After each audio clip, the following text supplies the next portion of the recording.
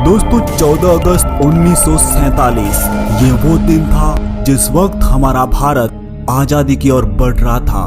मगर उस दौरान एक ऐसी ही घटना घटी जो इतिहास में आज भी हैरान करने वाली है। आखिर उस दिन ऐसा क्या हुआ था?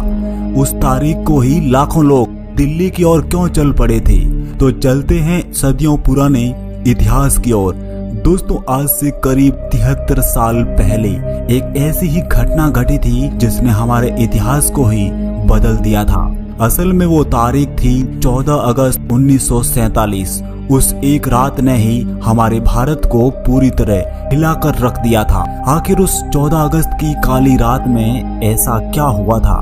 तो चलते हैं इतिहास के पुराने पन्नों में। दोस्तों ये दास्तान उस भयानक दौर की है जो जाते जाते ऐसा दर्द दे गया जिसकी भरपाई आज तक पूरी नहीं हो पाई है। दोस्तों 14 अगस्त हमारे इतिहास में वो तारीख थी जिसे भुलाए भी भूला नहीं जाता। ये हमारे लिए सबसे मुश्किल दौर में से एक था। असल में इन सब का फसाद था बंटवारा, भारत पाकिस्तान का बंटवारा। एक ऐसी लाइन जो सरहद में तब्दील हो गई थी। लोगों ने निर्णय लेने की क्षमता तक खो दी थी, क्योंकि रिश्ते तो लाइनों के दोनों तरफ थे। आखिर जाए तो जाए कहां? ये सब इतिहास उस 14 अगस्त की काली रात में ही बदला था। तो आइए दोस्तों चलते हैं 73 साल पीछे, उस समय में जहां ये सब तय होने वाला था। दोस्तों बंटवारे का दर्द दोनों ओर सहा था, वह चाहे भारत हो या फिर पाकिस्तान। केवल एक फैसले की वजह से लाखों लोगों का जीवन तबाह हो गया था। बरसों से इकट्ठी की गई संपत्ति भी पल भर में पराई हो गई थी। असल में लोग रातों रात बेदखल होकर सड़कों पर आ गए थे। 20वीं सदी की ऐसी तबाही उनके जीवन में पहली बार आई थी।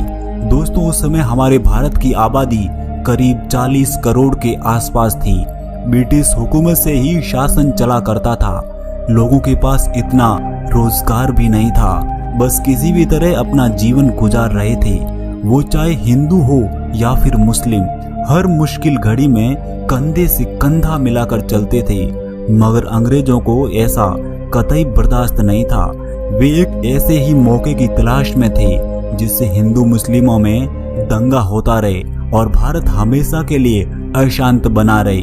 बदलते समय में अंग्रेजों ने धर्म को लेकर एक ऐसा ही खेल खेला जिसकी बदौलत हमारे सामने बंटवारा आया।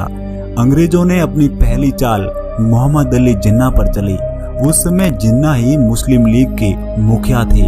असल में अलग मुल्क की सुगबुगाहट आजादी से पहले ही शुरू हो गई थी। अंग्रेजों ने जो चाल चली थी, अब मुस्लिम उस चाल में पूरी तरह शरीक हो चुके थे। दूसरी ओर मुस्लिमों की अगर आबादी देखी जाए तो यह करीब 1/4 ही थी। फिर भी जिन्ना की ये जिद ही थी कि मुस्लिमों के लिए अलग मुल्क हो। पता नहीं जिन्ना ये सब क्यों भूल गए थे कि हजारों बरसों से ही तो साथ रहते आए हैं। तो फिर अब घुटन कैसी? अगर हिंदू मुस्लिम जनता की बात की जाए तो वे इस फसाद में कतई शामिल नहीं थे। वे तो बस बहकावे का शिकार हो गए थे। पंडित नेहरू भी जिन्ना की जिद के खिलाफ थे। ये वे जिन्ना ही थे जिन्होंने अंग्रेजों को जाते जाते दो मुल्कों के बीच लकीर खींचने का मौका दे दिया था। आखिर बदलते समय में वो 14 तारीख भी आई। 14 अगस्त की रात होने से पहले ही लोग रायसीना हिल्स पर जमा होने लगे और रात के 9 बजे तक करीब 5 लाख लोगों का हुजूम उमड़ पड़ा था।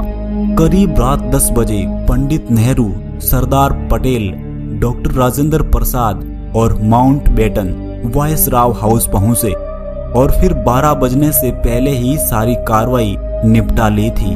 घड़ी में 12 बजते ही ब्रिटिश झंडा उतारकर तिरंगे को लहरा दिया था। इस तरह दुनिया के नक्शे में 2 मुल्क आजाद हो गए थे। अब आजादी का जश्न शुरू हुआ ही था कि कुछ ही पलों में माहौल अशांति में बदल गया था।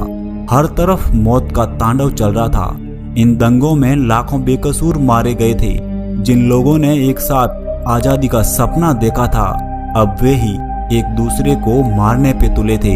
ये विभाजन दोनों तरफ दुखदाई था। अब विभाजन के काले छाये ने देश को घेर लिया था। कुछ लोग भारत से पाकिस्तान जा रहे थे, वहीं कुछ पाकिस्तान से भारत आ रहे थे। आने जाने के दौरान दोनों तरफ बंटवारे का दंश झेलना पड़ा।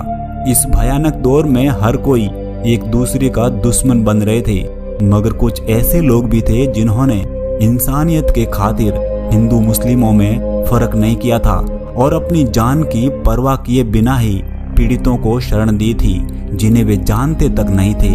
असल में यह बंटवारा अफरा तफरी में ही हुआ था। माउंटबेटन को भी ज्यादा वक्त नहीं मिला था, फिर उन्हें जल्दबाजी में ही ऐसे बंटवारे को अंजाम देना पड़ा था। दोस्तों कमेंट में हमें जरूर बताइएगा कि इस बंटवारे पर आपकी क्या राय है और वीडियो लाइक के साथ चैनल सब्सक्राइब जरूर कीजिएगा। धन्यवाद।